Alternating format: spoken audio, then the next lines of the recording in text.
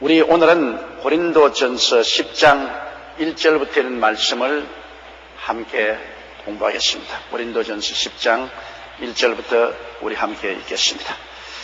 형제들아, 너희가 알지 못하기를 내가 원치 아니하노니 우리 조상들이 다 구름 아래에 있고 바다 가운데로 지나며. 형제들아, 너희가 알지 못하기를 내가 원치 아니하노니, 우리가 이 세상에 살면서 몰라야 될 것이 있고 꼭 알아야 될 일이 있는 것입니다. 몰라야 될 일은 사탄의 모든 계획에는 우리가 알 필요가 없습니다. 그 사이 인터넷 사이트에 사탄의 음란물이 쏟아지도록 하는데요. 어떤 학생 한 사람이 내게 편지를 써왔습니다.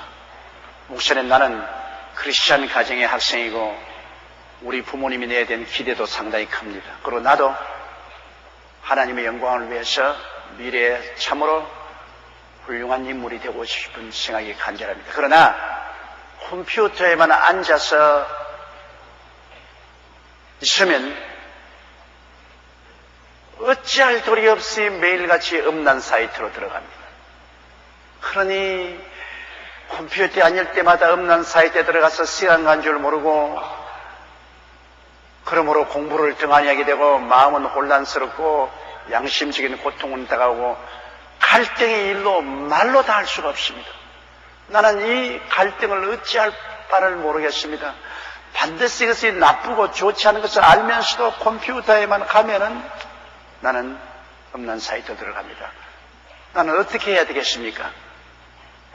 나에게 카운셀링을 왔습니다. 그 카운셀링은 간단합니다. 나는 그랬어요. 컴퓨터를 집어치워버리라. 컴퓨터를 공부방에 갖다 놓으니까 컴퓨터에 앉으면 공부는 하지 않고 음란 사이트에 들어가서 그냥 시간 다 버려요. 컴퓨터를 집어치워버려요. 왜? 유혹이 될 만한 것은 집어치워버리는 것이 좋습니다.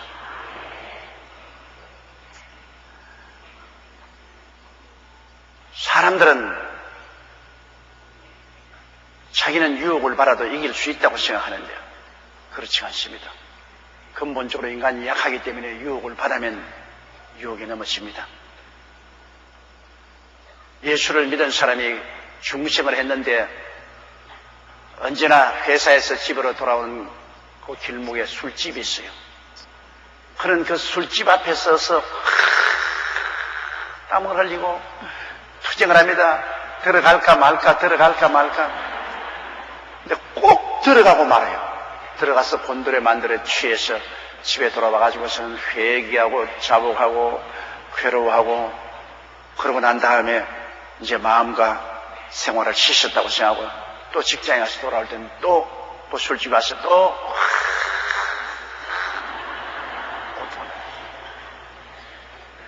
나는 어떻게 해야 이 시험에서 이길 수 있습니까? 간단합니다. 집에 돌아올 때 그 길로 안 오면 되는 겁니다. 그 술집이 없는 다른 길로 돌아오면 되는데 왜 꼭 그 길로 들어와서 거기서 투쟁을 합니까? 유혹은 피해야 되는 것입니다. 죄는 모르는 것이 좋습니다. 죄에 대한 것을 알면 알수록 더 유혹의 손길이 퍼지기 때문에 죄나 부정한 것은 모르는 것이 좋습니다. 그 세계는 알아서 이익이 없습니다. 그러나 너희가 알지 못하기를 내가 원치 아니한다는 것은 하나님이 우리에게 주신 가르침은 우리가 알아야 돼. 하나님이 우리에게 주신 말씀은 우리가 알아야 돼. 하나님의 말씀을 모르므로 우리가 잘못된 길에 들어서기도 많고 또 하나님이 주신 축복을 받아 누리지 못한 일도 많이 있어요. 그러므로 죄악의 길은 모르면 모를수록 좋고 하나님에 대한 진리의 길은 알면 알수록 좋습니다. 그래서 제가 여러분에게 각 가정마다 신앙기 하나를 갖다 놓으란 이유가 요사이 신문, 잡지 얼마나 읽을 거리가 많은데 대개 그 읽을 거리는 세속적인 유혹이 꽉 들어차 있습니다. 그러나 가정에 가족들이 다 모이는 응접실 가운데 신앙 잡지를 놓아놓으면 은연중에 앉아가지고서 펼치면 그 한마디라도 읽으면 거기는 신앙적인 진리가 들어있기 때문에 성령이 그런 진리를 사용해서 마음에 감화감동을 주실 수 있다, 그 말씀인 것입니다. 은연중에 신앙의 영향력을 미치는 것입니다. 분위기를 만들어야 됩니다. 분위기가 굉장히 중요합니다. 모르는 사이에 신앙적인 분위기를 만들어 놓을 수도 있고 세속적인 탐욕적인 분위기를 만들어 놓을 수도 있습니다. 사람들은 분위기에 쉽게 휩쓸리죠. 예수 믿는 친구들과 모이면 신앙적인 분위기가 만들어집니다. 신앙적인 분위기를 누리고 신앙이 자랍니다. 그러나 불신의 친구들을 만나면 불신앙의 분위기가 만들어집니다. 세속적이고 육체적이고 탐욕적인 분위기가 만들어져서 그 분위기에 휩싸여 들어가는 것입니다. 분위기란 우리 마음을 이끌어가는데 굉장히 중요해요. 여러분 3일 기도회에 잠시 가서 성경 말씀을 공부하고 함께 찬송하고 통성기도하는 것 굉장히 신앙적인 분위기를 만들어주는 것입니다. 마음의 신앙이 강해지는 것입니다.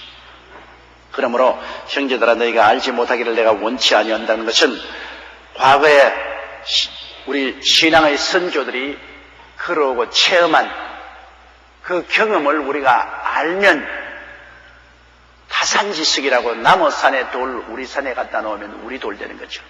남의 경험을 내가 받아들이면 그 경험을 통해서 내게 큰 유익이 될 수 있는 것입니다. 그러므로 이게 바울 선생께서는 구약시대에 구약의 성도들이 하나님과 동행하면서 경험한 그 경험담을 말씀을 해주므로 우리에게 큰 유익이 되게 하려고 그렇게 생각하고 있는 것입니다. 우리 조상들, 즉 믿음의 조상을 말합니다. 우리 혈육의 조상은 아닙니다. 유대민족들이 아브라함과 이삭과 야곱과 그 자손들이 우리하고는 혈육의 조상은 아닙니다. 그러나 영적인 조상이 되는 것입니다. 아브라함은 우리 믿는 자의 조상이 되는 것이기 때문에 우리는 아브라함과 이삭과 야곱이 혈육의 조상은 아니나 믿음의 조상, 영적인 조상이 되는 것입니다. 그들이 애굽에서 다 구름 아래에 있고 바다 가운데로 지났다. 구름 아래에 있다는 것은 그들이 애굽에서 나오자 말자 하나님은 구름 기둥과 불 기둥으로 그들을 덮으십니다. 낮에 여러분 광야를 지날 동안에 구름 기둥이 안 덮으면 그들 얼마 못 걸어요. 얼마나 뜨거운 빛이 그냥 광야에 비치는데 그들의 몸에 있는 수분이 다 증발하기 때문에 그들을 살지 못해요. 그러나 수분이 없는 이런 사막이나 광야는 구름 밑에 들어가면 즉시 시원합니다. 습기가 없으니까 즉시 시원해요. 그러므로 이스라엘 백성들이 광야를 지나올 때 이렇게 구름이 그들 위에 덮으십니다. 그 구름 아래에 있었어요. 구름 앞에 아래에 있었기 때문에 시원했어요. 그 구름이 없었으면 절대로 못 살아나죠. 그 밤에는 불기둥이 있어서 환하게 불기둥이 그들을 감쌌습니다. 광야에는 밤에 얼마나 춥다고요. 낮에는 아무리 더워도 밤에는 광야는 아주 추워져서 바위 터지는 소리가 꽝꽝 하고 나옵니다. 그런데 또 밤에 광야에는 사나운 짐승들도 다가오는 것입니다. 불기둥이 환하게 비치니까 밤에 짐승들 습격도 받지 않고 이방 족속들의 습격도 받지 않고 그리고 또 밤 훈훈한 기운을 만들어줍니다. 불기둥이 그들을 훈훈하게 만들었습니다. 이스라엘 백성이 애굽에서 그냥 나와서 광야를 지난 건 아닙니다. 낮에는 구름 기둥이 덮고 밤에는 불 기둥이 그들을 지켜주고 훈훈하게 해주지 않았으면 그들 절대로 못 나와요. 구름 기둥과 불 기둥에 그들은 안 끼어서 지난 것입니다. 이 구름 기둥과 불 기둥이 다른 것이 아니라 오늘날 우리에게는 성령님을 의미하는 것입니다.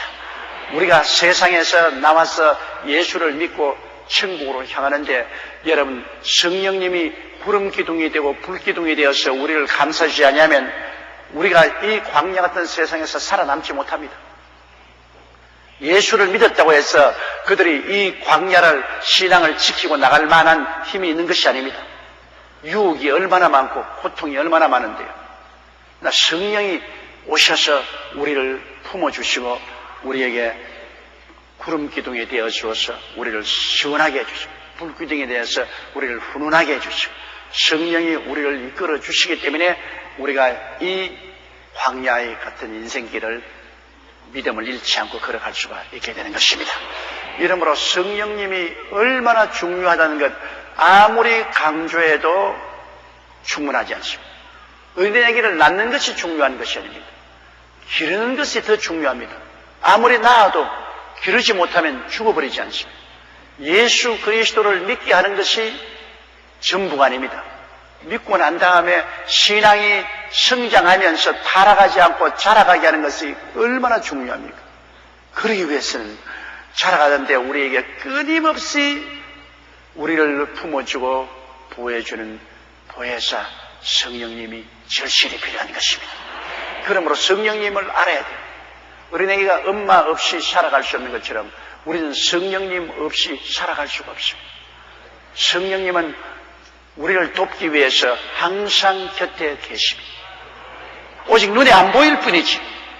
눈에 안 보인다고 없는 것은 아니잖아요. 여러분 눈에 안 보이는 공기는 늘 숨쉬고 있지 않아요. 눈에 안 보인다 뿐이지 성령님은 지금도 여러분과 같이 계십니다. 여러분과 함께 거하시고 여러분 속에 계신 성령님은 인격자로서 그 큰 사랑으로 우리와 함께 계십니다. 이렇기 때문에 우리가 늘 신앙생활에 성공하기 위해서는 성령님을 고의적으로 늘 인정하고 환영하고 모셔드리고 성령께 의지해야만 되는 것입니다. 보혜사 성령께 의지해야 돼요. 성령님이 광야를 지났는데 성령께서 나를 붙들어 주십시오. 성령께서 나를 품어 주십시오. 성령께 늘 의지해야 됩니다. 그러면 성령이 여러분과 나를 하나님의 사랑과 예수 그리스도의 은혜로 우리를 품어 주시는 것입니다. 이스라엘 백성은 모세가 따라 나올 때 구름 아래 있고 그다음 바다 가운데로 지났습니다. 홍해수 가운데로 지냈습니다. 홍해 바다가 갈라짐으로 그 가운데로 지냈지 않습니까? 예, 구름 아래 있고 바다 가운데로 지냈습니다. 이것은 다른 민족이 이런 체험을 한 적이 없습니다. 인류 역사상 여러분 하나님의 구름 기둥이 와서 덮고 그리고 바다를 갈라서 그 가운데로 지나게 한 그런 민족이 이스라엘 백성 이외에는 없습니다. 하나님이 선택한 민족을 위해서 하나님이 그런 역사를 베풀어 주는 것입니다. 2절요. 모세에게 속하여 다 구름과 바다에서 세례를 받고 모세에게 속했다는 것은 모세의 지도를 받았다. 모세의 인도를 받았다는 겁니다. 그리고 그들은 모세와 함께 구름과 바다에서 세례를 받았다는 것은 세례받았다는 것은 여러분 변화를 말하는 것입니다. 옛사람이 죽고 새 사람으로 태어난 것을 세례라고 말합니다. 우리가 예수 이름으로 세례받는 것은 아담 후손으로서 세상에 속한 나의 육신의 사람이 예수 그리스도와 함께 죽고 장사 지내고 그리고 그리스도 안에서 거듭나서 하나님의 자녀로 새로 태어났다. 누구든지 그리스도 안에 있으면 새로운 피조물이라. 이전 것은 지나가시니 보라 새 것이 되었도다. 새롭게 된 것이라 말하는 것입니다. 여기에 모세에게 속하여 다 구름과 바다에서 세례받았다는 것은 애굽의 노예 생활에서 그들이 벗어나올 때 구름 밑에 있고 바다를 통했습니다. 그러므로 이 구름이 그들을 돕고 그리고 바다를 통해서 애굽을 떠나 광야로 나온 것은 큰 개인적이고 민족적인 변화를 말하는 것입니다. 종살이에서 해방되어 자유인이 되었습니다. 그리고 하나님 없는 백성으로 살다가 이제는 하나님 백성으로 거듭나서 선민이 되었습니다. 이런 큰 변화를 받은 것을 세례라고 말합니다. 굉장한 큰 변화를 받았다. 그들이 종에서 자유를 얻고 백성 아니던 사람이 하나님의 백성이 되어서 나오게 된 것은 이것은 하나의 큰 변화인 것입니다. 그 변화의 증거가 바로 구름 기둥이 그들을 덮고 그들이 바다를 지났습니다. 그를 통해서 그들이 변화받은 사람이 되었다는 증거가 된 것입니다. 우리는 예수 그리스도를 믿고 물로 세례받고 성령으로 체험을 받아서 새 사람이 되고 변화받지 않습니까? 이처럼 이스라엘 백성들은 바로 구름 밑에서 세례받고 바다를 통해서 지나오면서 세례를 받았습니다. 세례하는 것은 잠긴단 말입니다. 밥티조, 잠긴. 구름에 덮이고 아유 물 가운데를 지나시면 물에 잠겨서 나오고 하는 이런 것을 통해서 그들은 한 새로운 민족이 형성된 것입니다. 노예에서 해방된 민족으로서, 자주 독립한 민족으로서, 이스라엘 백성으로서 형성되어서 큰 변화를 가져왔기 때문에 이를 세례로 표시하는 것입니다. 모세에게 속하였다 구름과 바다에서 세례를 받고 3절요 다 같은 신령한 식물을 먹으며. 왜 신령한 식물입니까? 사람이 애써서 힘써서 지은 곡식은 신령한 식물은 아닙니다. 우리가 보리도 심고 밀도 심고 벼도 심고 콩, 잡곡도 심어가 열심히 땀 흘리기 위해서 그래서 그 열매를 먹는 것은 신령한 양식이 아니죠. 육신의 양식이죠. 그러나 왜 이스라엘 백성이 신령한 양식이냐? 그들이 노력하지 아니했는데 하늘에서 내려왔으니까. 힘쓰지 않고 애쓰지 않고 하나님께서 직접 만들어서 만나를 매일 아침에 보내주셨으니 이것은 신령한 양식인 것입니다. 하나님의 손으로 직접 만들어서 보냈습니다. 우리 사람의 손으로 만든 것이면 육의 양식이지만 하나님이 직접 주신 것이 신령한 양식입니다. 우리에게 직접 주신 신령한 양식은 뭡니까? 예수 그리스도가 우리의 신령한 양식인 것입니다. 나는 하늘로서 내려온 떡이니 우리 조상들이 광야에서 먹고 죽은 것과 같이 하여 나를 먹는 자는 영원히 살려. 우리의 신령한 양식은 바로 예수님이십니다. 왜 예수님이 신령한 양식이냐? 예수님은 사람의 뜻으로 난 것이 아니라 하나님께서 직접 보내주셨습니다. 하나님께서 동정녀 마리아를 통해서 직접 보내주시기 때문에 하나님이 직접 보내신 하늘에서 온 양식입니다. 이 신령한 양식입니다. 이건 예수 그리스도를 구주로 믿는 것은 우리가 예수를 먹는 것입니다. 예수님을 우리가 믿음으로 모셔드리는 것은 예수님을 영적으로 먹는 것입니다. 그러므로 예수님이 우리의 양식이 됩니다. 또 달리 말하면 예수님은 하나님 말씀 아닙니까? 창세기부터 요한계시록이 육신을 입고 나온 분이 예수님이기 때문에 오늘날 성경 말씀이 신령한 양식이 되는 것입니다. 그러므로 내가 일러준 말이 너희 생명이라고 말했던 것처럼 우리가 말씀을 먹어야 영이 살아요. 육신은 육신의 양식을 먹어야 살고 영은 신령한 하나님 말씀의 양식을 우리가 부지런히 먹어야 돼요. 밥 투정을 하고 안 먹으면 몸이 약해지죠. 하나님 말씀을 자꾸 투정하고 게을러서 안 먹으면 영적으로 약해지죠. 자유한 육신이 건강하려면 무엇이 잘 먹어야 돼요. 자식들도 길러보면 잘 먹는 애가 있고 못 먹는 애가 있잖아요. 잘 먹는 애는 뚝실뚝실하고 건강하고 감기도 잘 안 걸리는데 잘 안 먹는 애는 빼빼하고 감기도 잘 걸리고 몸살도 잘 앓잖아요.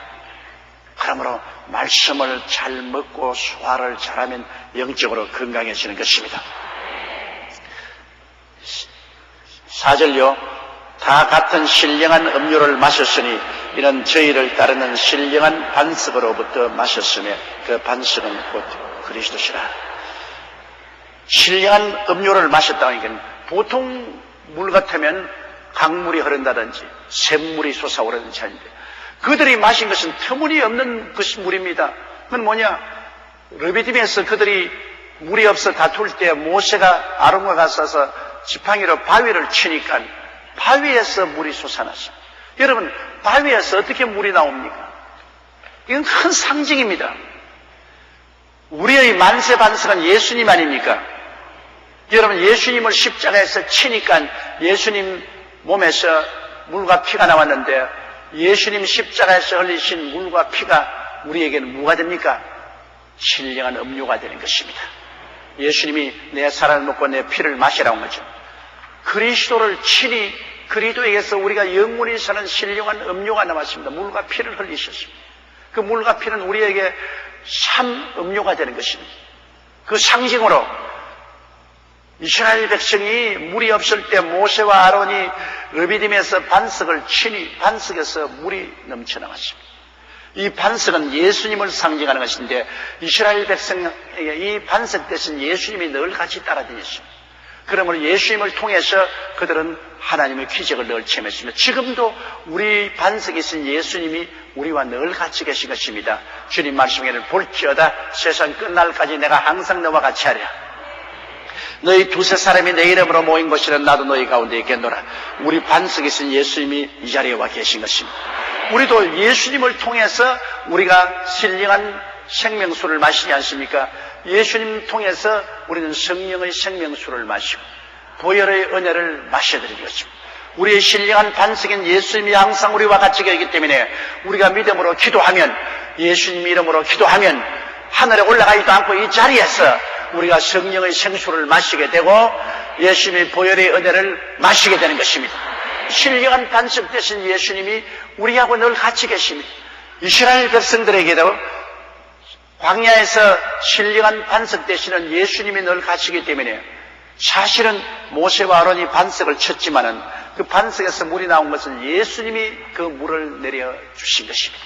신령한 반석에서 물을 마신 것입니다. 다 같은 신령한 음료를 마셨으니 이는 저희를 따르는 신령한 반석으로부터 마셨으며 그 반석은 곧 그리스도시라. 5절요. 그러나 저희의 다수를 하나님이 기뻐하지 아니하신 거로 저희가 광야에서 멸망을 바랍니다. 정말 이스라엘 백성이 광야를 지나면서 하나님을 얼마나 많이 거역했습니까? 좋으면 그냥 납작 웃음을 웃었다가 조금만 나쁘면 그냥 원망 불평 탄식을 했거든. 그러므로 하나님이 진노하사 혹은 불을 보내어서 태워 죽이고 혹은 연병을 보내서 죽게도 만들고 혹은 불뱀을 보내서 물어 죽게도 하시고 여러 가지로 하나님이 심판하십니다. 하나님을 반역하고 거역함으로 말미암아 그들이 사망을 자초한 것입니다. 그들은 이스라엘 백성으로서 아브라함과 이삭과 야곱의 자손들이요 육의 선민들입니다. 육의 선민들이 하나님의 특별한 가호를 받고 여기 보십시오. 보통 민족으로는 도저히 체험할 수 없는 구름 아래에 있고 물을 통하고 신령한 양식도 하늘에서 내려주시고 하나님이 신령한 음료도 마시게 해주시니 하나님이 직접 돌보는 백성입니까? 그럼에도 불구하고 그들 다수가 하나님을 반역함으로 하나님께서 원치 않으사 광야에서 멸하셨습니다. 전국적으로는 여러분 이스라엘 백성들 애굽에서 나온 사람이 장정만 60만 명, 그 처자들과 중단 잡족들을 합치면 300만 명 가까이 되는데 이 1세대들은 하나님을 반역하다가 광야에서 40년 동안 방황하면서 다 멸절당했어요. 그 후손들이 들어갔죠. 그 첫째 나온 제1세대는 적과 꾸려온 땅에 들어가지 못했습니다. 왜냐? 하나님이 그들을 기뻐하지 않았습니다. 하나님 속을 쓰겠단 말이에요. 우리가 이게 조심해야 될 것은 우리도 영적으로 선민입니다. 하나님이 우리를 택하셨습니다. 우리도 여러분 구름 기둥인 성령 아래 우리도 물 가운데로 지냈습니다. 그건 우리는 물세례 받았지 않습니까? 우리도 물 가운데를 지냈습니다. 우리 성령 구름 기둥 가운데 있고 우리 물 가운데를 지나서 우리 새 사람이 됐죠. 그리고 우리도 하나님 앞에서 신령한 양식을 받아먹지 않습니다. 주일마다 3일마다 신령한 양식을 받아먹고 신령한 양식을 우리가 성경을 통해서 먹고 신령한 물을 마십니다. 기도함으로 말미암아 그리스도를 통해서 성령의 생수를 마시고 보혈의 생명수를 마셔드립니다. 그래도 만일 우리가 하나님을 거역하여 다른 신을 섬긴다든지 우상을 경배한다든지 하나님을 반역한다든지 그렇게 하면 우리도 버림을 받게 되는 것입니다.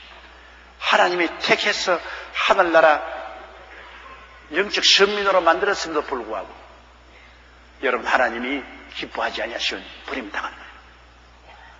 그러므로 우리가 삼가해서 우리의 받은 구원을 조심스럽게 간직해야지 우리가 구원을 받고 난 다음에도 이것을 중하게 여기지 아니하고 다른 신을 섬기기도 하고 그냥 우상에 절도하고 우상을 따라가기도 하고 하나님의 이름을 모욕하기도 하고 하면 하나님의 진노가 격발되는 것입니다. 일방적으로도 하나님께서 미워하시는 것은 우리가 하나님께 감사와 찬양을 드리지 않고 늘 원망, 불평, 탄식하는 것입니다. 하나님께 원망하는 것 하나님 참 미워하십니다. 원망과 불평과 탄식은 마귀가 들어올 수 있도록 문을 활짝 열어놓는 것입니다. 원망과 불평과 탄식은 마귀를 초청하는 문입니다. 마귀가 눈에는 안 보이게 했지만 원망, 불평, 탄식을 통해서 눈에 보이도록 나타나는 것입니다. 나타나서 들어와서 도적질하고 죽이고 멸망시키는 일을 하죠. 그러므로 원망, 불평, 탄식을 하나님은 굉장히 미워하십니다. 하나님께 감사와 찬양과 예배를 드리면 하나님께로 문을 열어놓는 것입니다. 하나님께 찬송을 드리고 감사를 드리고 예배 드리면 하나님께로부터 문을 열어놓기 때문에 하나님이 들어와서 하늘나라의 신령한 열매를 맺게 하는 것입니다. 그러므로 우리가 인생을 살아가는 동안에 고난이 없을 수는 없어요. 시험도 당하고 환난도 있고 고난도 다가오고 광야도 지나지만은 그때 항상 조심해야 될 것은 그를 고난 당할 때 하나님께 원망, 불평, 탄식하지 말라는 것입니다. 고난은 다 있어요. 왜? 원망, 불평, 탄식하면 마귀에게 문을 열어주어서 마귀가 와서 하나님의 일을 파괴하기 때문인 것입니다.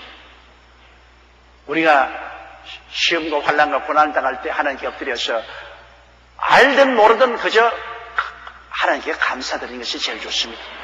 주여 그저 감사합니다. 그저 감사합니다. 살아도 감사하고 죽어도 감사합니다. 하나님이 우리와 같이 계셔서 이 환난과 고난 통해서라도 유익되어 줄 줄 믿습니다. 여러분 원망 불평은 아예 싹 걷어치우세요. 하나님 앞에서 늘 감사와 찬양밖에 없습니다. 감사로 제사를 드린 자가 나를 영화롭게 하느니 그 행위를 옳게 하는 자에게 하나님의 구원으로 보이리라고 말했습니다.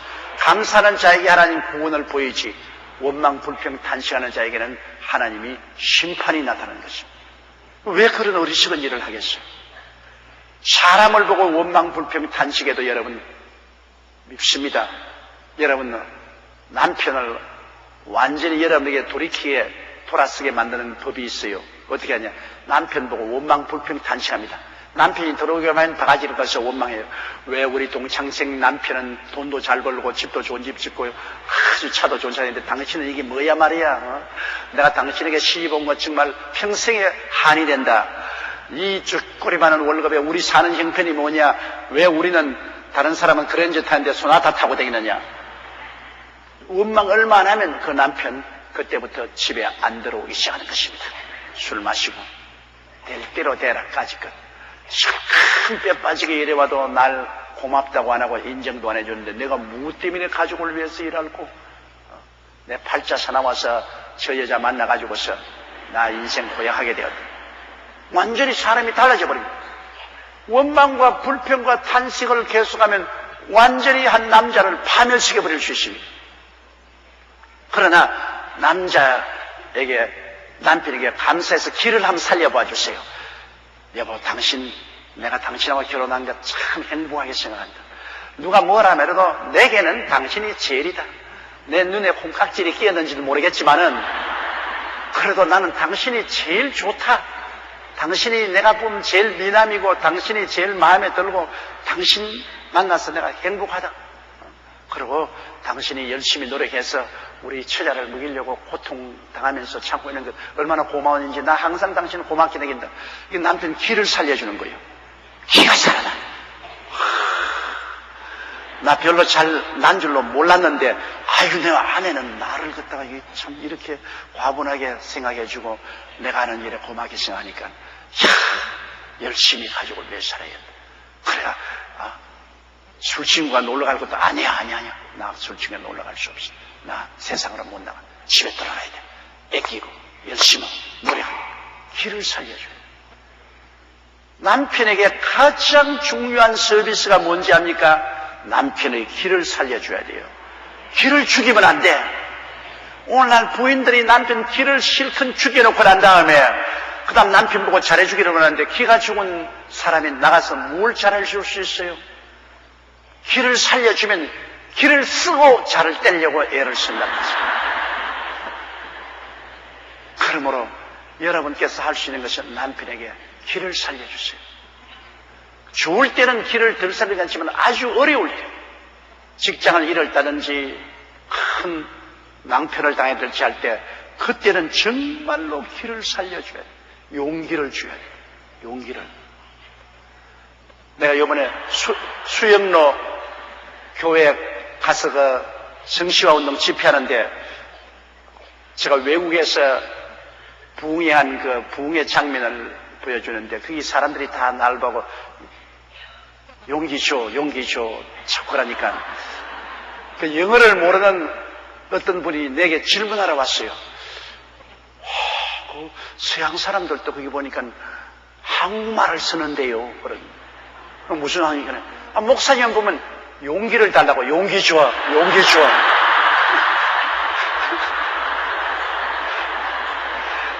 나는 그렇게 생각 한 번도 해본 적이 없는데, 그분 영어라고 한마디도 모르니까 서양 사람이 자꾸 내 이름 부른다고 용기 줘. 그런 게 용기 주려는 건, 와, 그 사람도 목사님만 보면 용기 달라고. 용기 줘, 용기 줘. 그래서 내가 고맙습니다. 나는 그거 몰랐는데 당신이 내 이름 해석을 잘해줬다고. 그 사람이 용기 주려고 그런 게 아니라 내 이름이 용기 주니까 용기 줘 하는 말이. 그렇구나. 나는 자꾸 용기를 달라고 그런다고. 용기 줘, 용기 줘 그런 줄 알았다고. 그러나 용기를 주는 것이 좋습니다. 사람들마다 용기를 달라고. 용기 줘, 용기 줘 그런다. 그 용기를 자꾸 주는 사람이라. 길을 살려주는 것보다 더 중요한 것이 없죠. 그렇게 하면 사람들은 살아나죠. 길을 죽이면 그대로 죽어버리고 마는 것입니다. 이러므로 우리가 이 세상에 살면서 사람도 여러분 아주 감사하게 여기고 용기를 주고 길을 살리면 살아나죠. 그러나 사람도 상대방의 원망하고 불평하고 길을 죽여버리면 돌아서게 되는 거죠. 아내들도 그렇지 않습니까? 여러분, 남편이 여러분 아주 길을 살려주면 여러분 신바람 나지요. 여러분에게 와서 여러분을 보고 난 당신 죽어서 다시 태어나도 당신하고 결혼하겠다. 입에 침도 안 바르고 거짓말하는 사람도 있죠. 그러나 나는 다시 태어나도 당신하고 결혼하겠다. 당신 정말 참으로 나에게 잘해주어서 고맙다. 당신은 정말 나에게는 보배다. 나는 당신을 사랑한다. 그러면 얼마나 기가 살아나고 더 열심으로 가정을 돌보고 남편을 사랑할 마음이 생겼는데, 참 허다한 여자도 뭐 저런 걸 만나가지고서 내 신세 참 쳤다. 인물도 형편에다가 성격도 고약해가지고서 아유 내 발자야. 그러면 여러분 기분이 어떻습니까? 니는 얼마나 잘났다고. 참 내가 너 위해서 평생을 바쳐. 웃기는 소리 하지 마라. 내가 너 같은 놈 위해서 내가 어떻게 내가 평생을 희생하겠니? 아니 완전히 뭐 단절되고 마는 것입니다. 그러니 사람이 말 한마디로 천냥빚을 갚는다고, 내 말로 내가 묶였으며 내 말로 내가 사로잡힌다, 죽고 사는 권세가 혀에 있다고 하는 것처럼 말이 얼마나 중요합니까? 말로 더 완전히 길을 살리기도 하고 길을 죽이기도 하고 친구가 되게 하고 원수가 되기도 하는 것입니다. 사람도 그런데 우리가 하나님 앞에서 말로서 하나님을 원망하고 불평하고 탄식하면 하나님이 지금까지 잘 돌봐주고 은혜를 베풀어 주는데, 그렇게 함으로 하나님의 길을 팍 죽이는 겁니다. 하나님도 인격을 가지기 때문에 하나님을 찬양하고 감사하면 하나님 기가 살아나요. 하나님이 막 기뻐하시고 성령을 주시고 또 복을 주십니다. 아예 원망하고 불평하고 탄식하면 하나님의 길을 팍 죽여요. 하나님이 우리 위해서 일하고 싶은 생각이 없으세요. 아싸라. 하나님이 그냥 고개를 슬레슬레 젓고 말아요. 그러면 사탄이 좋다고 뛰어와서 온갖 춤을 다 추는 거예요. 그러니 여러분, 우리가 이 세상에 살면서 하나님의 길을 죽여놓고 하나님께 복을 달라고 할 수가 있겠습니까? 하나님 길을 죽이는 가장 좋은 길이 하나님 앞에 원망과 불평과 탄식하는 길. 하나님의 길을 살리는 것은 하나님께 감사와 찬양과 영광을 돌린 거 아니겠습니까? 그러니 어려울수록 더 하나님의 도움을 바란다면 하나님의 길을 살릴 수 있도록 더 감사와 찬송과 영광을 하나님께 돌려야 될 것입니다. 그러나 저희가 다수를 하나님이 기뻐하지 아니하신 거로 저희가 광야에서 멸망을 바란 6절요. 그런 일은 우리의 거울이 되어 우리로 하여금 저희가 악을 즐겨한 것 같이 즐겨하는 자가 되지 않게 하랍니다. 그러니 과거에 살아난 분들이 우리에게 거울이 돼요. 다른 사람의 경험이 우리에게 큰 도움이 된다 그 말씀이죠. 요사이 아르헨틴 같은 남미에서 IMF의 위기를 당하니까 우리에게 배우기 위해서 한국으로 많이 온대요. 한국 사람은 어떻게 IMF를 무사히 지나고 이제는 다시 세계에서 인정받는 경제적인 발전 나라로 인정되는가 배우러 가요. 먼저 지난 사람에게 경험을 통해서 배울 수가 있어요. 그러므로 우리도 우리 성경을 통해서 우리 앞서서 믿은 사람들의 성공과 실패담을 읽어보므로 우리가 거울이 되어 배울 수가 있어요. 저들을 통해서 우리가 배울 수가 있는 것입니다. 그렇기 때문에 신앙생활하면서 많은 시련과 환난과 고통을 당한 사람들의 간증이나 설교를 들으면 우리가 배울 것이 많아요. 왜? 똑같이 우리도 인생길을 걸어가면서 많은 시련과 환난과 고난을 통하기 때문에 우리는 그때 어떻게 살아야 될 것을 경험을 통해서 배울 수가 있어요. 나 시련과 환난과 고통을 당하지 않고 편안하게 지난 사람들을 간증이나 설교를 통해서 별로 우리가 배울 것이 없어요. 그건 왜냐하면 그들이 그 어려운 가운데 하나님을 만나서 그것을 극복하고 이겨낸 그런 실담이 없기 때문에 우리에게 별로 큰 감명을 주지 않은 것입니다.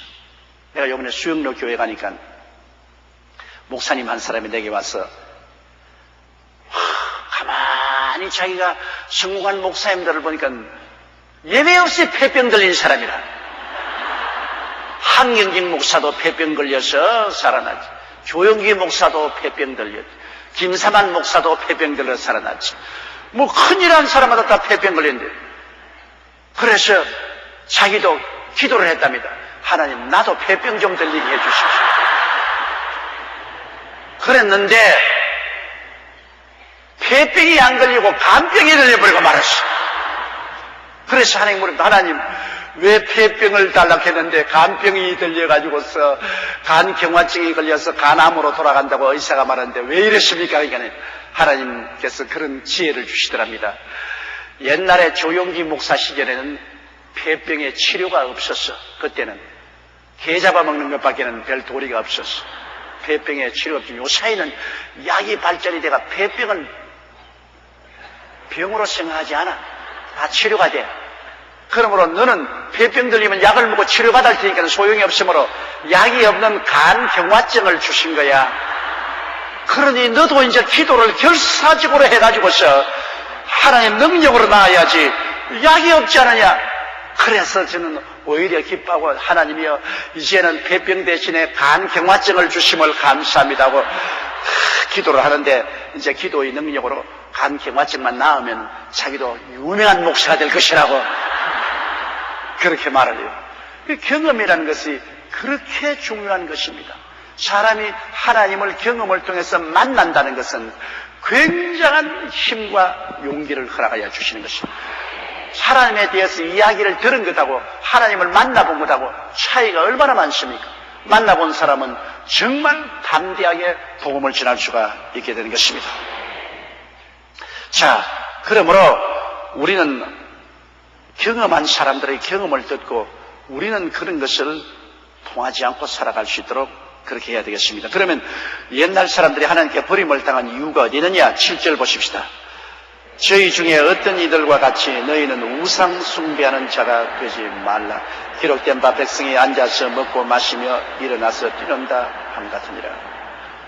하나님이 여러분, 하나님이 두 번째로 미워하는 것이 우상 숭배. 첫째는 다른 신을 섬기고, 다른 신을 섬기는 사람은 하나님과 관계가 없어요.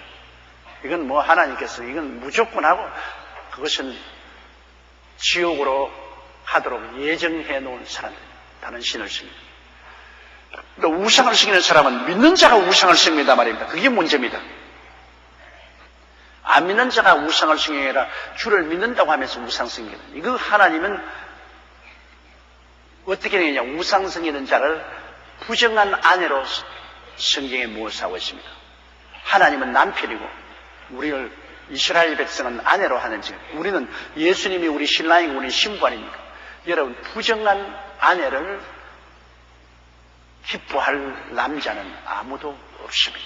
자기가 사랑하는 아내가 다른 남자하고 부정을 행해도 그야말로 용서할 수 없습니다. 그것만은 금이나 은을 주고도 해결할 수 없는 문제인 거죠. 그럼 하나님께서는 우리를, 교회를 하나님의 아내로, 예수 그리스도의 아내로 생각하고 있습니다.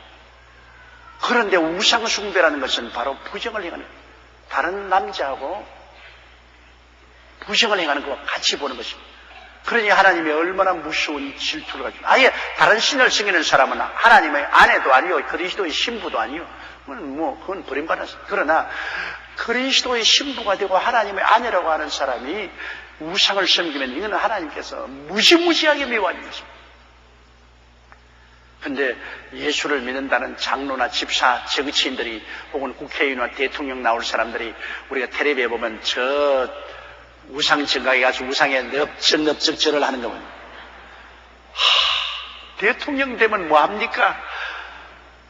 5년이면 끝나지요. 국회의원 되면 4년이면 끝나고 난 다음 영원히 버림받아 지옥불에 탈 것인데, 그래, 그 일시적인 세상의 부귀 영화 공명을 얻기 위해서 하나님이 그렇게 몸서리치게 미워하는 우상에 가서 저를 넙적넙적 하는 거 볼 때, 정말로 너무나 기가 막혀요. 오늘 또 북한에 올라가서 김일성 동상에 절한 한국의 기독교인들이 얼마나 많습니까? 북한 말아가요. 김일성 동상에 절함을 하고서 영원히 하나님께 버림받는 그러한 심판을 받을 수 있는 것인데, 그래, 하나님 지어버리고 거기 가서 김일성 동상에 절하는 조건으로 북한에 들어가요? 여러분, 우상 숭배만은 하나님이 몸서리치게 미워하는 것입니다. 그러므로 하나님은 하늘에 있는 형상이나 땅에 있는 형상이나 물 아래에 있는 형상이나 만든지 말고 거기에 절하지 말았습니다. 그만큼 하나님은 우상에 대해서 몸서리치는 것입니다. 정말 우상 숭배에 대해서 철저하게 거부감을 가진 분이 우리 최자실 목사님이었어요. 심지어 어린아이 가져노는 인형도 다 사탄이라고 딱 빼앗아서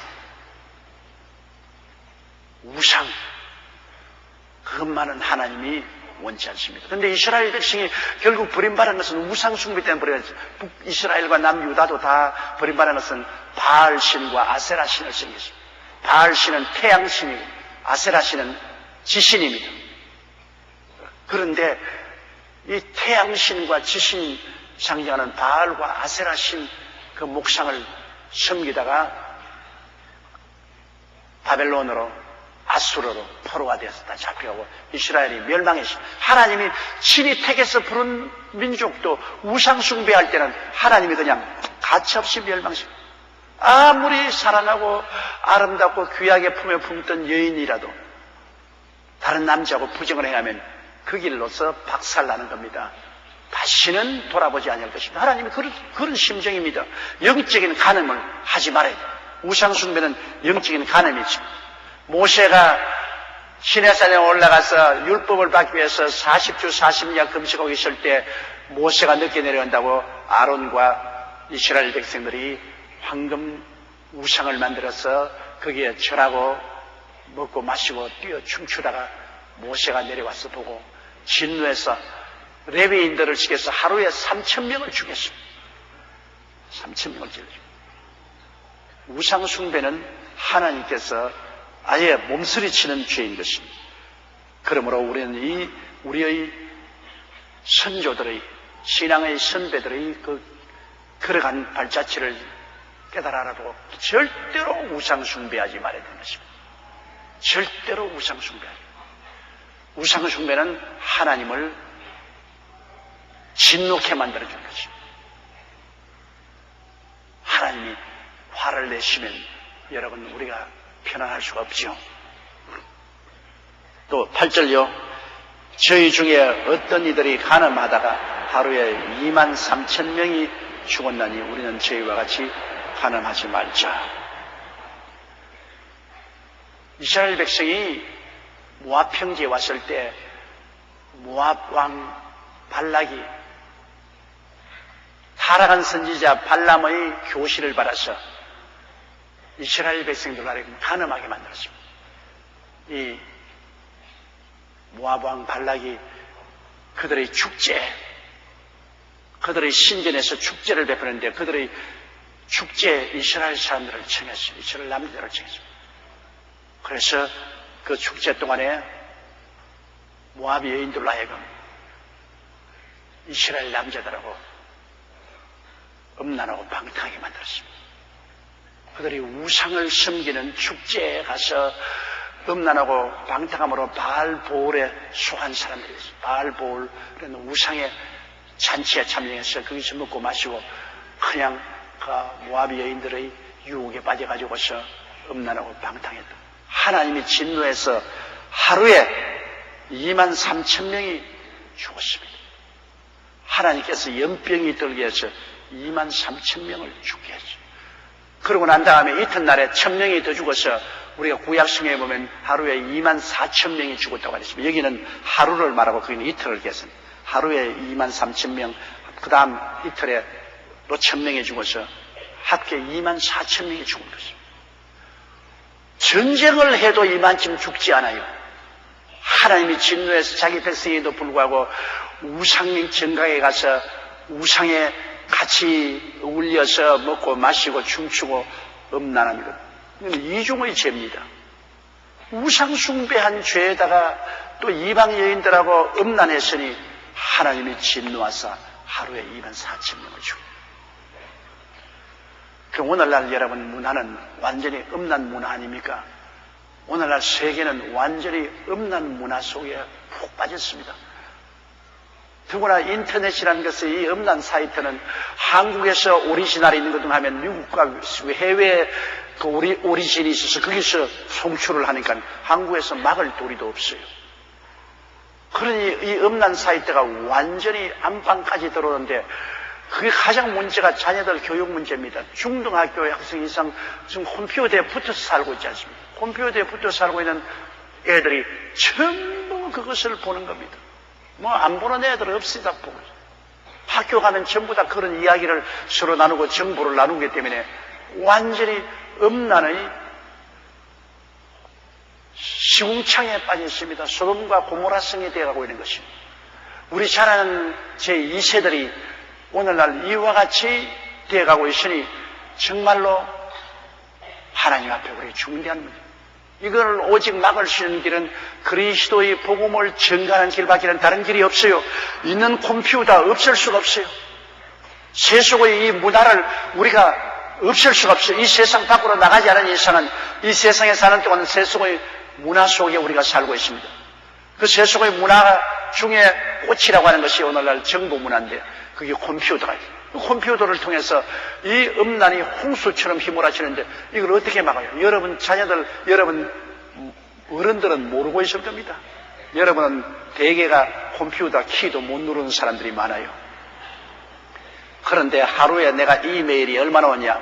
평균 3,700통이 오는데 아마 내가 보기에는 여러분 직접 누른 것이 아니라 아들, 딸들에게 부탁을 해가지고서 내게 이메일을 보낸 것 같아요. 3,700통. 내가 범의 꼬리를 잡았다 그럽니다. 우연히 시작해놓고 이제 끝이도 못하고 폭주에 들어오는 이것을 매일 아침에 내가 사무실에 오면은 편지들이 이메일이 와 있어요. 나 그거 보면 겁이 난다고, 겁이 나. 지금은 처리할 수 있지만 이제 10,000통 이상씩 오면 이걸 어떻게 처리하냐. 그런데 이것을 여러분 심취한 우리의 세대들을 변화시키기 위해서는 복음을 전가해야 돼요. 그렇기 때문에 내가 여러분 집에 애들 방에 신앙계도 갖다 놓아야 되고 그렇지 않으면 요사이 우리 교회는 나는 할렐루야 아주마였다. 그 우리 최하실 목사님 일대기 참 좋다고요. 비디오로 나왔는데 나도 그거 보고 울었다고. 나하고 같이 목회했는데도 불구하고 내가 그걸 보고 울었다고요. 그 불광동으로부터 우리 여기까지 올 때 안에 그 목회의 일대기를 최하실 목사님 사역을 중심으로 해서 그 만들어 놓았는데 참 그런 것 애들에게 주면 애들 그런 것도 보지 않아요. 다른 비디오 보지 말고 신앙계도 갖다 놓고 찬송가 탭도 갖다 놓고 설교도 갖다 놓고 저 설교 별 볼 일 없지만은 그래도 저희 설교 녹음이나 탭을 애들 방에다가 그냥 슬며시 갖다 놓는 거예요. 보라 마라 하면 안 본다고. 청개구리가 돼서 하라면 안 한다고. 그러므로 그냥 갖다 놔요. 그냥 갖다 놔. 그러면 이렇게 지금 보다가 뭐 이런 게 있냐, 이게 뭐냐 한번 보자. 그 보게 되면 성령이 감동해서 변화를 주게 되는 것입니다. 분위기를 만들어줘요. 이 시간은 자녀들 보고 명령한다고 명령 듣는 시대는 지나갔습니다. 부모가 명령하면 반대로 행해요. 그러므로 명령하지 말고 분위기를 만들어줘요. 어찌하는지 신앙적인 그리스도를 따를 수 있는 그런 분위기를 만들어주고, 그리고 악한 문화가 있으면 좋은 문화로서 그들을 상쇄해줘야 돼요. 그러므로 좋은 음악, 좋은 비디오, 좋은 책들 이런 것을 설명시 자꾸 갖다 놓아요. 보든지 말든지 갖다 놓으면 이것이 우연히 그들을 보게 만들어주고, 그리고 악한 문화를 내어쫓고 그리스도의 문화를 그들 속에 심어줄 수 있는 기회가 될 수 있는 것입니다. 이 음란으로 말미암아 하나님이 세계를 심판하십니다. 이렇기 때문에 오늘 세계에 더 많은 굶주림과 전쟁과 고통이 있는 것은 이 세상 음란 때문에 하나님이 심판한 겁니다. 전쟁과 전쟁 소문이 꺼져서 나지요. 전쟁으로 사람이 얼마나 죽습니까? 이것 다 전쟁이라는 것을 통해서 심판한 겁니다. 이 세상에 있는 동안에 우리가 이러한 그것을 피할 수는 없지만은, 그러나 우리는 그곳에 빠져들어가지 말아야 될 것입니다. 그 다음 9절요. 저희 중에 어떤 이들이 주를 시험하다가 뱀에게 멸망하였나니 우리는 저희와 같이 시험하지 말자. 주님을 시험한다. 여러분, 사람을 시험하는 것도 좋지 않은데 주님을 시험해보는 것 말이 됩니까? 우리 사람이 누구기에 하나님을 테스트합니까? 회사에서 사원을 모집하면 그들을 테스트해봅니다. 사원이 될 수 있는지 아닌지. 그리고 또 학교에 입학할 때는 시험을 칩니다. 테스트해봅니다. 높은 사람이 낮은 사람을 테스트해보죠. 그런데 감히 사람이 하나님을 어떻게 테스트해봅니까? 하나님을 모욕해도 유푼수가 있지, 하나님이 과연 우리 가운데 있는가? 하나님이 이 어려운 문제를 해결할 수 있는가? 하나님을 테스트. 이스라엘 백성은 하나님을 광야에서 수없이 테스트했습니다. 하나님이 과연 우리에게 고기를 주어서 먹게 하겠는가? 하나님이 과연 우리에게 양식을 주어서 먹게 하겠는가? 하나님이 과연 우리에게 물을 주시겠는가? 자꾸 하나님을 테스트합니다. 여러분, 하나님은 전지 전능 무소부재하신 하나님이요 절대로 능하신 하나님이기 때문에 하나님께 능치 못하심이 없지요. 하나님께는 우리가 간구할 따름이지 테스트해서는 안 되는 것입니다. 하나님을 어떻게 우리가 시험해요? 금방지게. 절대로 이런 금방진 일을 하지, 이건 악입니다. 하나님을 우리가 겸비하게 섬기고 하나님의 도움을 간구하고 기도해야지. 하나님이 하는지 아닌지 우리 한번 보자. 뭐 하나님이 무슨 홍마당에 고개술 삽니까? 시험해보게. 하나님을 시험치 말해. 하나님을 시험하는 자는 하나님께 진노를 당하게 되는 것입니다. 그들이 하나님을 시험하다가 하나님이 진노해서 뱀을 명해서 뱀에 멸망하지 않았습니다. 뱀에 물려서 수없이 죽었죠. 10절요. 저희 중에 어떤 이들이 원망하다가 멸망시키는 자에게 멸망하였나니 너희는 저와 같이 원망하지 말라. 아까 제가 말씀드린 것처럼 원망하는 말. 하나님을 원망하다가 하나님이 진노하여서 버려버렸습니다. 원망하면 버립니다. 원망하면 버림을 당해요. 원망을 많이 하는 남편은 아내에게 버림당하고, 원망을 많이 하는 아내는 남편에게 버림을 당합니다. 원망을 많이 하는 성도는 하나님께 버림을 당합니다. 그리고 버림당하니까 멸망당하죠. 그러므로 우리는 원망하지 말고 늘 감사하는 말을 해야 되겠습니다. 11절요. 저희에게 당한 이런 일이 거울이 되고 또한 말세를 만난 우리의 경계로 기록하였느니라. 이것이 우리에게 겨울이 되고 이제 또 말세를 만난 우리들에게는 얼마 이전에 세상이 끝나기 때문에 우리가 경건하게 살고 하나님의 은총 속에 살기 위해서 좋은 교훈이 되는 것입니다. 우리가 거울이 되어서 비춰보기도 하고 좋은 교훈이 되어서 우리는 그렇게 하지 말아야 돼요.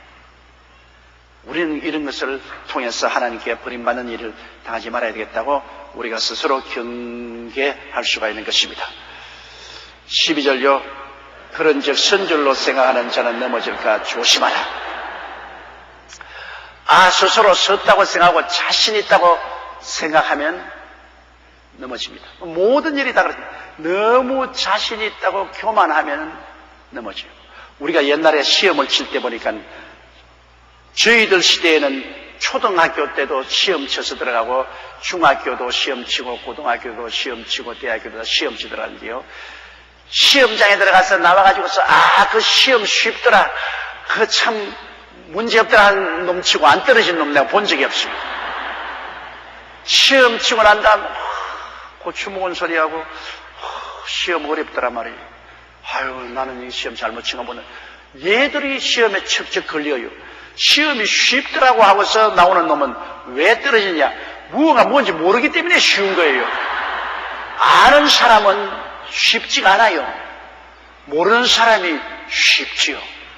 무엇이든지 여러분 너무 쉽게 생각하면 큰 탈을 당하게 되는 거죠. 시험도 그렇고 또 운동도 그렇습니다. 운동도 아주 자기가 운동 문제없이 잘한다고 생각하다가 운동하다가 크게 다쳐서 몸에 상처를 입는 사람이 많아요. 아주 모든 것을 두려워하고 겸하게 생겨요. 등산하는 사람은 산을 두려워해야 됩니다. 산이 아직 그 산 내가 늘 올라가는데 두려워할 거 뭐고 올라가다가 넘어지거나 바위에 부딪히거나 상처를 입게 되죠. 언제 어떻게 산을 올라가더라도 산을 두려워해야 돼요. 그래야 조심하게 되고 그래야 상처를 입지 않게 되죠. 섰다 하면 넘어집니다. 우리가 목회를 오래 하는데 제가 45년간 설교를 했잖아요. 그런데 어떤 조그마한 모임에 초청을 받아가면 이건 모임도 적고 내가 45년 동안 설교를 했지 않느냐. 그러므로 그런 조그만 모임에 내가 별 신경 쓸 게 있나. 난 자신 있다. 그런 생각을 품고 나가서 설교를 하다가 그 조그만 모임에서 아주 개망신 당할 때가 있습니다. 왜? 여러분 이런 모임에 나올 때는 굉장히 준비를 합니다. 주의 중에 준비 안 하고 되나요? 기도를 많이 하고 말씀을 묵상하고 그러고 연구하고 그러고 겸허한 마음으로 떨리는 마음으로 나오기 때문에 말씀을 실수 없이 전가할 수 있죠. 그런데 아예 기도도 아니하고 별로 준비도 아니하고 맨날 자신 있다까지 그 문제 없다 나가가지고서 그냥 앞뒤가 막히고 말이 안 나오고 쥐뜯어먹은 소리 나오고 정말 진땀이 나와서 이제 전진도 후퇴도 못하고 할 때가 많아요. 그런 경험을 제가 많이 했기 때문에 절대로 적은 집회라고 해서 마음 놓고 나가지 않습니다. 사자가 짐승을 잡을 때, 토끼를 잡을 때도 전력을 기울인다는 말이 있습니다. 큰 짐승을 잡을 때만 전력을 기울이라 토끼 한 마리 잡을 때도 전력을 기울입니다. 그러므로 적은 집회에 나가서도 아주 기도하고 설교 준비를 마음속에 단단히 하고 나가야 되고 큰 집회 할 때도 그렇게 하고 교만은 절대 금물입니다. 하나님의 종이 하나님 말씀 증가하는데 내 이만하면 자신 있다고 교만했다가는 반드시 설교에 낭패를 당하고 마는 것입니다. 그러므로 하나님은 교만한 자를 물리치시고 겸손한 자에게 은혜를 주신다는 말이 맞습니다, 여러분. 물은 높은 데서 낮은 데로 흐르는 것처럼 은혜도 언제나 보좌에서 낮은 사람의 마음으로 흐르기 때문에 언제나 마음에 겸손해야 돼요. 그래서 신앙도 막하지만 나 성수주의를 하고 나 11조 내고 그리고 내가 성경도 읽고 나 이만하면 잘 믿는 사람이다. 그러다가 그냥 화닥닥 넘어지게 되는 것입니다. 항상 아무리 오래 예수 믿어도 언제나 하나님 성령의 도우심을 구해야 돼요. 성령님, 오늘 또 내 하루를 출발하는데 성령님이 나를 도와주시옵소서. 오늘 또 내가 사업하러 가는데, 직장에 가는데, 내가 가정일을 하는데 성령님 인정합니다. 환영하고 모시드리고 의지합니다. 성령님 나를 도와주시옵소서. 그래서 오늘 또 성공적으로 하루를 살게 해주시옵소서. 이렇게 성령께 부탁하면 겸허하게 하기 때문에 성령이 도와주시오. 오늘은 성령님이 안 도와주시다 내 힘으로 할 수 있다까지. 그랬다가 박살나죠. 이 섰다 하는 자는 넘어질까 조심하라. 여러분, 항상 우리가 선 것은 하나님의 도움으로 선 것인 것입니다. 내 힘으로 선 것이 아니라는 것을 알아야 되기 때문에 언제나 도움을 베푸는 하나님을 바라보고 하나님께 의지해서 서는 것이지 스스로 서는 것이 아닙니다. 스스로 서면 뭐는 반드시 넘어져.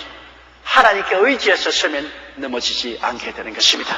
그러므로 신앙도 교만해져서 이만하면 되었다고 하면은 반드시 시험에 빠지게 되는 것입니다. 13절요. 사람이 감당할 시험 밖에는 너희에게 당한 것이 없나니 오직 하나님은 미쁘사 너희가 감당치 못할 시험 당함을 허락지 아니하시고 시험 당할 즈음에 또한 피할 길을 내사 너희로 능히 감당케 하시니.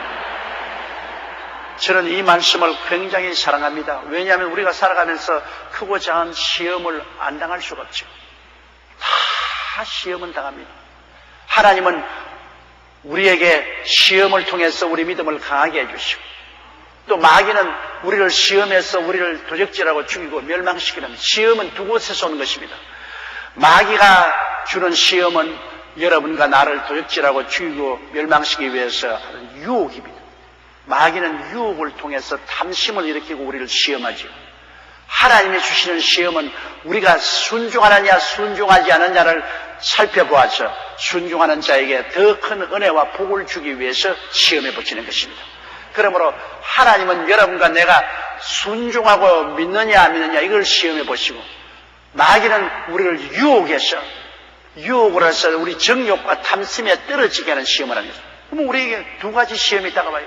하나님은 우리의 믿음과 순종을 시험해 보시고 마귀는 우리의 육신의 정욕, 안목의 정욕, 이 세상의 자랑을 따라 탐심을 일으켜서 우리를 넘어뜨리게 하는 시험을 하는 것입니다. 그러므로 시험은 다가와요. 그러나 사람이 감당할 시험 밖에는 너에게 당한 것이 없나니 하나님께서는 우리를 불쌍히 여기사 마귀도 우리를 감당치 못할 시험 당하지 못하도록 하나님의 한계점을 해주시고 하나님께서도 우리가 감당하지 못할 시험은 허락하지 아니한다. 그러므로 여러분께 시험을 당하거든 난 알아야 될 것은 이것은 내가 감당할 수 있는 시험이라고 알기 바랍니다. 큰 시험이 다가와도 하나님은 그 사람이 감당할 수 있다고 생각하시기 때문에 그 시험을 주는 거예요.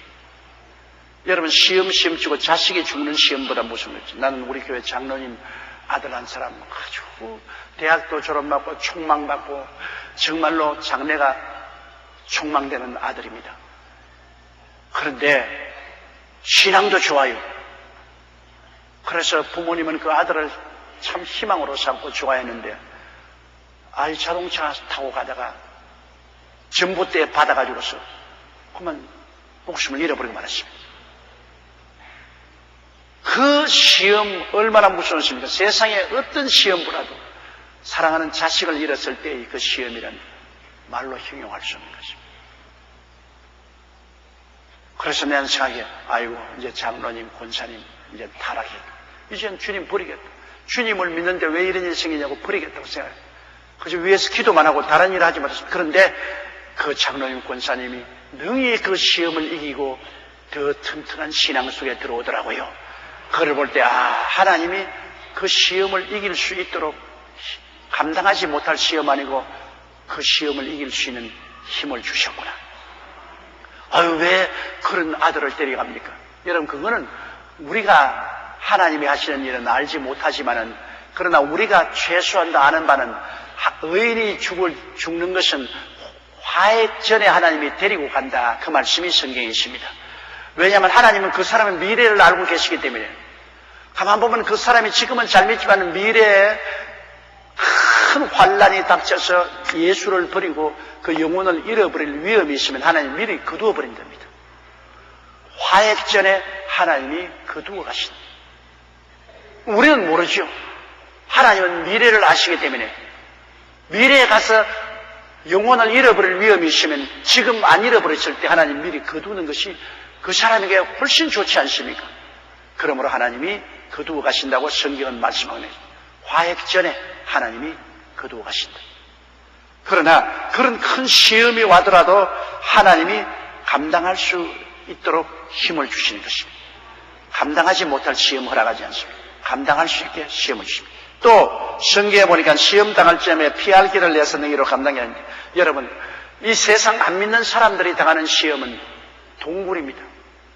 동굴은 여러분 들어가면 나갈 곳이 없습니다. 원수를 피해서 도망치다가 동굴에 들어가 보십시오. 동굴에 나갈 곳이 없으니 무슨 잡혀 죽죠. 그러나 예수 믿는 사람이 당하는 시험은 동굴이 아니고 터널입니다. 터널. 터널은 아무리 어두워도 저 끝이 튀어 있어요. 그러므로 눈 딱 감고 참고 있으면 터널을 통해서 나가는 겁니다. 하다 나는 뭣도 모르고 일본에 디즈니랜드에 가서 그 애들 타는 막 휙 도는 게 있잖아요. 그걸 자꾸 타락해서 나는 뭣도 모르고 올라탔어요. 정말 죽을 뻔당했어. 완전히 그냥 죽을 뻔당했어. 그것도 그 두 사람씩 타는데 그 앞자리에는 우리 집 사람을 태웠어요. 나는 뒤에 앉아서 내가 이렇게 붙잡고서 휙 켜달래. 막 동굴로 막 터널로 막 하는데 중간에 내릴 수도 없고 이제 죽었다 싶어요. 꼭 심장마비가 돼서 죽겠어요. 얼마나 고통스러운지. 그래 나중에 그 어두운 터널을 지나서 밖으로 나와서 탁 내렸는데 우리 둘이가 다 못 일어나고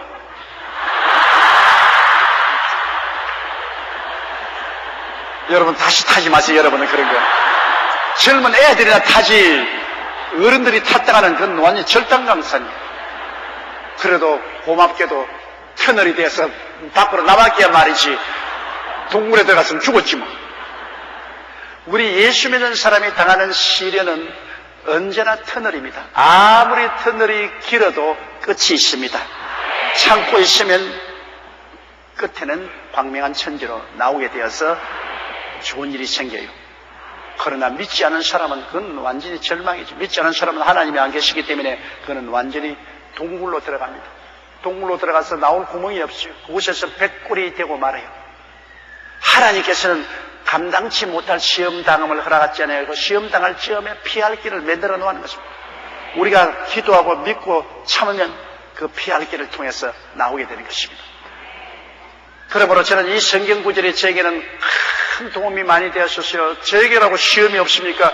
개인적으로 시험이 없고 가족적으로도 시험이 오고, 시험이 올 때는 제가 이 성경 구절을 붙잡고 하나님, 내가 도저히 인간으로 생각에는 감당할 수가 없을 것 같습니다. 내 감정적으로 내 마음의 고통과 슬픔과 이 괴로움을 견딜 수가 없을 것인데 하나님께서 감당치 못할 시험당함을 허락지 않는다고 했으니 감당하게 하여 주시옵소서.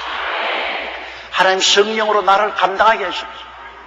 얼마나 마음이 짓눌리고 고통스러울 때도 하나님이여 성령으로 나를 감당하게 약속하시지 않습니까? 고린도전서 10장 13절에 약속하지 않습니까? 감당케 해주십시오. 그리고 또 모든 게 절망일 때도 하나님 피할 길을 하나님이 열어놓으셨습니다. 나는 지금 터널을 통과하지 동굴 속에 들어오지는 않았습니다. 하나님이 피할 길을 만들어 놓았으므로 반드시 시간이 지나면 내가 이것을 피해서 나오게 되므로 주여 나는 참을 수가 있습니다. 주님 내게 희망을 주옵소서. 이 성경 구절을 제가 거듭 외우면서 그런 터널을 통과한 기억이 납니다. 여러분들도 크고 적은 시험을 당할 것입니다. 그러나 하나님께서는 너무나 좋으신 하나님입니다. 시험은 우리에게 꼭 당해야 되겠지만 시험을 감당할 수 있는 힘을 꼭 주신다는 것을 잊지 마시고 시험 당할 점에 힘을 달라고 부르짖으십시오. 시험을 견디 나갈 수 있도록 시험에 들면 안 돼요. 시험을 이겨야 돼요. 시험에 들지 않도록 하나님이 힘을 달라고 기도하면 힘을 주시고 그 다음에는 시험의 끝에는 반드시 나갈 길이 있다는 것을 아십시오. 하나님이 피할 길을 만들어 놓으시고 아브라함이 이삭을 제물로 데려갈 때 큰 시험이었습니다.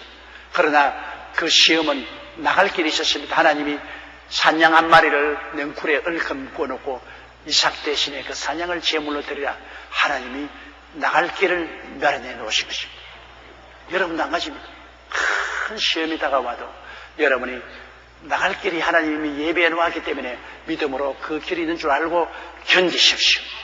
견디고 믿으면 하나님이 반드시 여러분이 승리로 나갈 수 있게 만들어 주시는 것입니다. 자.